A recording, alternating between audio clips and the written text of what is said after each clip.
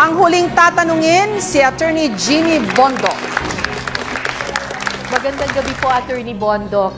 Dati po kayong opisyal ng PAGCOR under the Duterte administration. Ito rin po yung panahon na naging maigting po ang operasyon ng POGO sa ating bansa. At natatandaan ko po, dinipensahan niyo po yung operation ng POGO kasi sabi niyo po, malaki naman ang contribution ng POGO sa social funds ng PAGCOR. Pero ngayon po nakikita natin na nasasangkot po yung POGO sa human trafficking, sa kidnapping, physical abuse at scamming. Ganun pa rin po ba ang posisyon ninyo? Dedepensahan nyo pa rin po ba yung POGO?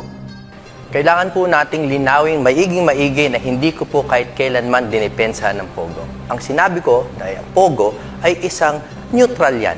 Depende yan kung sino ang namamahala. Kung ito ay maaaring patakbuhin ng tama, marami po talagang social benefits na nakukuha dito. At bukod doon, nung panahon namin, hindi po talamak ang gambling. Ang POGO po, ibang bansa ang nagagamble, tayo po mga call center lamang dito. Kaya po tayo ay kumikita ng pera. No?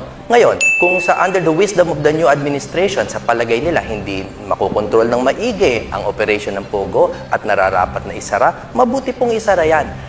Ang dinidepensahan ko ay hindi ang konsepto ng POGO. Ang aking dinidepensahan ay kung maaari bang patakbuhin ito ng tama at sa aking pong tunay na palagay, base sa karanasan, pwedeng patakbuhin niya ng tama in cooperation with the right agencies, lalo na ang pulisya. Appointee po kayo ni dating Pangulong Duterte. Ano ho ang stand nyo ngayon dun sa mga issue na ibinabato laban sa kanya? Lalo na po pagdating sa EJ case o extrajudicial killings.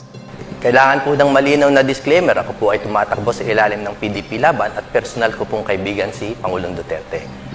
Sa kabila po ng lahat ng yan, ako po ay naniniwala. Una, kung sa ICC, no jurisdiction. Tapos ang usapan. Pagdating po sa lokal na korte, bahala po sila. That is the proper forum kung gusto nilang kasuhan. Morally, I don't think we should do that to all our leaders na lagi na lang kinakasuhan ng dating presidente. Kung kasuhan man siya, kaya naman niyang depensahan ng sarili niya dahil I believe that he has worked for the good of the Filipino people. Maraming salamat, Attorney Bondoc at kay Cara David.